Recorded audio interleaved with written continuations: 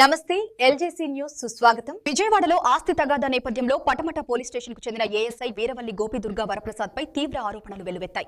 D Santosh అనే వ్యక్తిని station కు పిలిచి మాట్లాడాలని చెప్పి అక్కడికి రాగానే సీసీ కెమెరాలు లేని గదిలోకి తీసుకెళ్లి దాడి చేశారని, ఎన్కౌంటర్ చేస్తానంటూ బెదిరించారని బాధితుడు ఆరోపిస్తున్నారు. ఈ ఘటనపై సంతోష్ ప్రభుత్వ ఆసుపత్రిలో ఎమ్మెల్సీ నమోదు చేసి పోలీస్ కమిషనర్ కు ఫిర్యాదు చేశారు. అనంతరం ఆంధ్రప్రదేశ్ స్టేట్ పోలీస్ కంప్లైంట్స్ అథారిటీకి కూడా ఫిర్యాదు చేయగా విచారణ అనంతరం సంబంధిత ఏఎస్ఐ తప్పు చేసినట్టుగా నిర్ధారించినట్టు సమాచారం. ఈ మేరకు రాష్ట్ర chief secretary, principal secretary, Vijayawada police commissioner, Patamata circle ఇన్స్పెక్టర్లకు జడ్జిమెంట్ కాపీలు పంపిస్తూ కఠిన చర్యలు తీసుకోవాలని సిఫారసు చేసినట్లు తెలిసింది. ఈ ఘటనపై మరింత విచారణ కొనసాగుతోంది.